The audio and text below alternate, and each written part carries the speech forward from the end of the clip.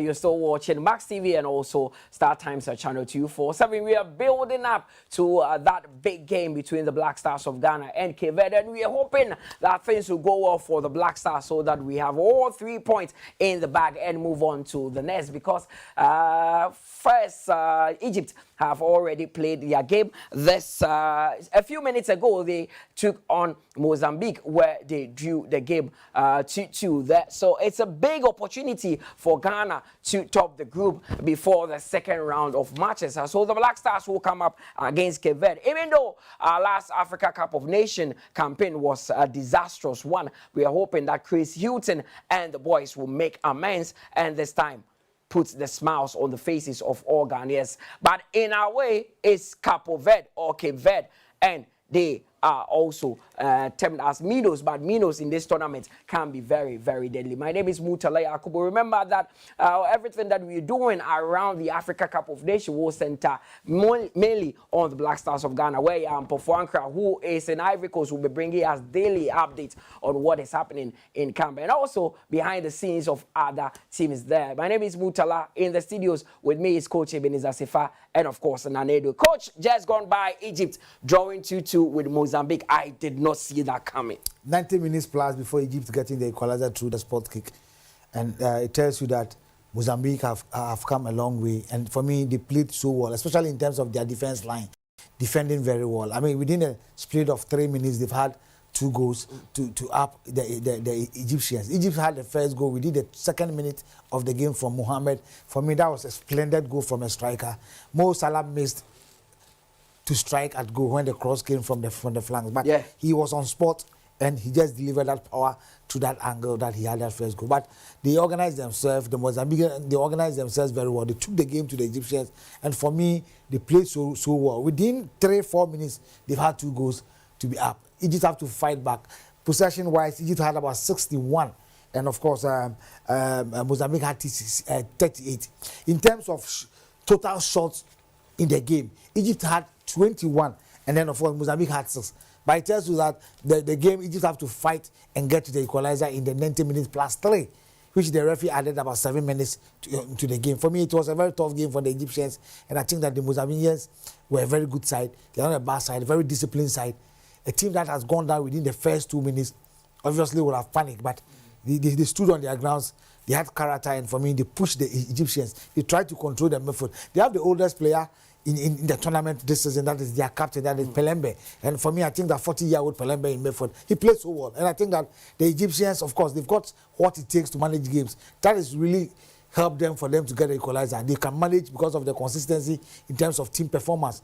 But in terms of quality, they have Trezeguet, I mean, the 39-year-old Trezeguet, Mo Salah, and of course, Hazard, the centre back. For me, a very good goalkeeper in the person of Harani, right?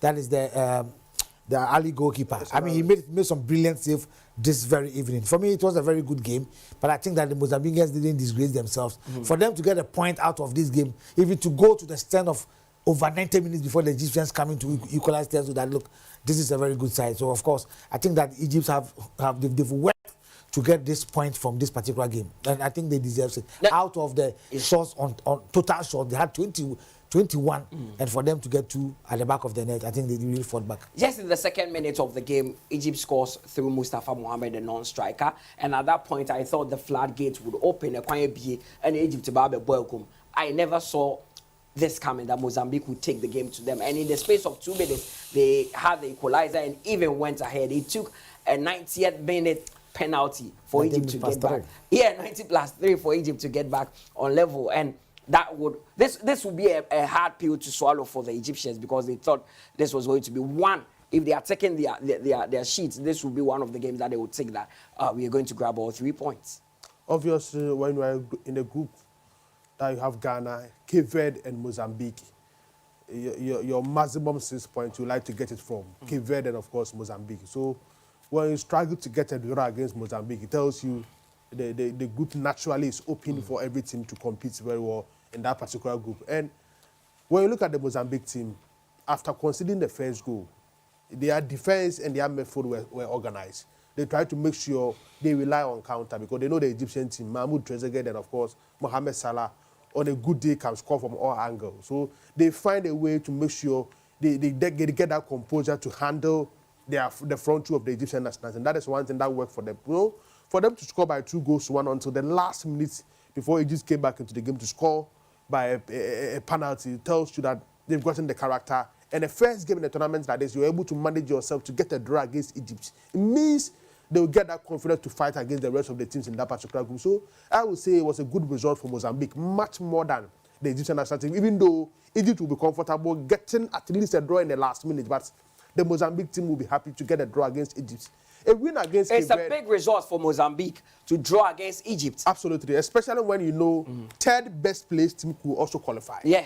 So a draw against Egypt, it means when you get a win against either Ghana or Verde, you are likely to qualify, because when you get 4 points out of the possible 9, you are likely to qualify to the next one of the competition. So their mindset will be at least a win against Verde or a draw against Ghana, and the Mozambique team can qualify, especially when you have been able to get a draw against the powerful nation when it comes to African football, Egypt. So it's a good result for Mozambique in this competition. Of course, and Egypt are a giant on the African continent, but they didn't look like that today. They didn't look like a team that would just tear teams apart. When they were coming into this tournament, everyone was talking about Salah. Though he was on the score sheet, he was a bit quiet today. No, he was outplayed. He was not in the game. I mean, they made sure that they closed him down. And of course, coming from the EPL, I mean, the main man for Liverpool Football Club, of course, he will not be going into the game as if this is a do or die affair. But looking at the Mozambians, they were very strong in terms of the attackers, the area balls, the 50 balls. And if you want to get the best out of Mo Salah that we've seen in the years in the national colours, he always ran into space and gets the ball. Mohamed Elneny, that will be doing those supplies, has been on the bench for Arsenal for how long? Coming from injury, still sits on the bench of Arsenal. You remember, that was the reason why probably he was pulled out of the game. So I think that the Egyptians were suffering in terms of sending supplies to Mo Salah. At the point he was in midfield, trying to get the ball and then try to initiate the attack for himself. But I think that it was a game that give credit to the opponent, that is the Mozambicans. I mean, they played so well. They were determined to carry the day. I mean, in as much that they were leading by 2, I thought the defender who committed that penalty should have known better. Because at that time of the game, anything could happen. Because that was what the Egyptians were looking for. They were sending all the balls into the box, not from the pocket of spaces, but the long balls into the boxes, because they had long, tall players who would be able to knock the ball down. And of course, they defended very well. But hey, how many times can you defend without making a mistake or without committing a foul? And that is exactly what happened to them. But I think that they did very well. But for the Egyptians, as I said earlier on, they know how to manage a game in terms of like this. They are the 7 times African champions, and of course, you cannot take it away from them. So coming to the game like this, obviously, even when they are down, they know how to manage and then come back. And I think that they really came back. I'll come back to you, Coach, but we have to go on to the lines and speak to Jan Pofuankra, who is standing by in Cote d'Ivoire to bring us the latest. We have about 30 minutes to the start of that big game between Ghana and Cape Verde. Now, if you can hear me, how is the mood currently as we're about to go into this big fixture? Hello, Mutala. As you can see, I'm at the Techno dinner, and I'm about 15 minutes away from the Felice Buani Stadium. My voice has to be low because obviously we have to change locations. So,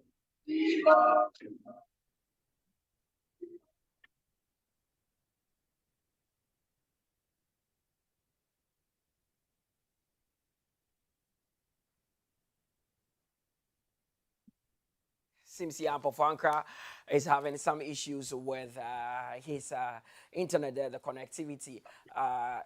He's having an issue with his connectivity. But, okay, so there you see the Techno is having an event with some African legends in Cote d'Ivoire. You know that Techno is an official partner of the Ghana Football Association, and also the Confederation of African Football. Techno is a partner of this Africa Cup of Nations. So it is right they do this event. So there you see them showcasing Ivorian culture. Again, drumming. I can see a lot of people in the auditorium. We'll speak to you later on that one. But there you see Techno doing something with the legends. Can you hear me, Mutala? I can hear you. Excellent. Well, you know, that was a fantastic. You saw a little bit of that. We're having real fun. But from here, I'll be going to the Stade Félix Houphouët-Boigny Stadium to witness the Black Stars of Ghana against Cape Verde. But I have here with me a high-ranking official of Techno Mobile, and she's been a fantastic guest for us so far. And tonight she's brought us to this wonderful dinner where all the hierarchy of Techno is here, but she's better placed to tell us who is here and why it's so important to have this event. It's more than a dinner. Lisa, Ghana. Well, it's great to see each of you in Ghana, and we are so excited that Techno has this project, which is 100 dream fields that they are going to create for uprising and aspiring footballers across Pan-Africa over the next 5 years. We just had an amazing game with the African legends, and they played with the Techno invited guests today, and there was an additional $50,000 that we contributed towards the project. So it is not just about being here watching football, but it's about Techno making dreams come true. Aspiring footballers. I mean, we were just driving here today and we saw little boys playing on the streets. And the great news is that this initiative by Techno will take these boys playing football off the street and onto a proper pitch in their local communities.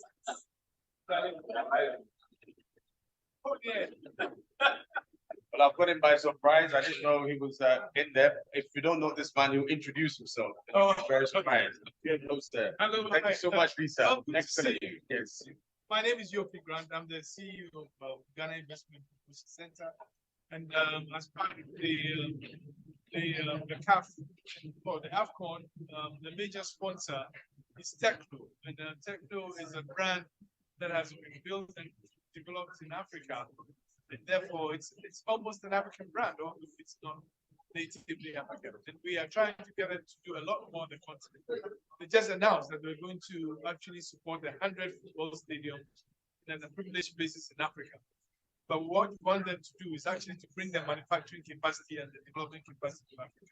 That's why I'm here, to have a group chat with them, see how best we can partner them to develop technology in Africa.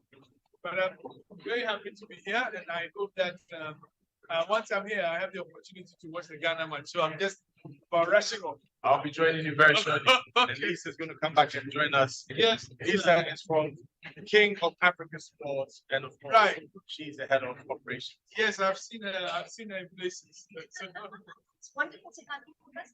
that's my privilege. Thank you very much. Right. Just remember, Okay. I'll join you on the everybody stage. wants to Okay. get soccer, and everybody wants to get some live games just like you. Sure, but I mean, Lisa, tell us more about what you do. People in Ghana are wondering, who is this lady? What role do you play? And how did you put together such a fantastic show? So to be honest, I am head of operations in King of Africa Sports. We bring international legend games throughout Africa and the world. One of our clients is, one of our partners is Ronaldinho. We work with the likes of Gian, Al Hadji Diop, Adebayo, Kanu, all the greats. So as soon as they retire, they become ours. And we host various games around the world. And we are very excited to be able to host the game for Techno earlier today and to be able to be a part of this exciting atmosphere that's happening in Ivory Coast. I mean, Abidjan is alive. The atmosphere is electric here. And we're very grateful to Techno for having been one of the major sponsors for AFCON 2024 and all the amazing work that they're doing, not just in terms of investing in AFCON and stimulating the economy here, but also for making dreams a reality for young aspiring footballers. And I have to, number three is my favorite. A surprise for you for Ghana. The legend himself, Asamoah Gyan, is here. And I think I'll let Lisa do the honors because she knows exactly what you're about. You have to know number three, right? It's not just an amazing footballer. He's a brilliant businessman. He's even an artist, guys. I don't know if you know. He even sings. He is brilliant. He's a great dancer. He's all on a great team. Thank you. One of my personal favorites. Thank you. Okay. So 30 seconds before the game, what are your expectations? Egypt and Cape Verde was close. Yeah, there might be surprises in this AFCON. Everybody is coming to win, of course. So we just have to stay focused and see what happens. Tournament, anything can happen. in every tournament, you have a star in the tournament. So I'm sure we are ready. It's a Ghanaian. I have to go for my guys. I think they're ready. Also, the dinner is going on, but I have to go to the stadium for my guys. So I can't wait. Thank you very much, Asamoah. Thank you very much, Lisa. Enjoy your dinner. That's beautiful, Lisa. Asamoah, surprise there. So everything is happening here. And Techno, I would tell you, are taking over Africa. I mean, in a very good way. And they have a lot in store. It's not about promises. It's about actually putting things on the ground. They've started today. We saw it. We witnessed it. And there's more to follow. What's happening in there is not just the dinner. Africa connecting, the Confederation of African Football, Techno, and the distinguished ladies and gentlemen present here are also built to make an impact. I'm privileged to be part of this, and it's very exciting that Techno is actually putting in place already what it has promised, which is very, very, very remarkable. Okay, yeah, Franca, thanks for the update. And we hope that you take the luck to the Stadio February Stadium so that the Black Stars of Ghana can win the game. We take a quick break and we have to go off of Max TV. So if you want to enjoy that big game between Ghana and Cape Verde, you have to tune in to Star Times channel 246. But we'll be having the rest of the discussion on Star Times channel 247. Thanks to our sponsors again, Techno, AVV Rice, Blue Jeans Energy Drink, and the likes of Time Herbal Mixture as well. All of them are sponsoring us and helping us to bring you updates from Ivory Coast. We take a quick break. When we return, we catch you on Star Times channel 247.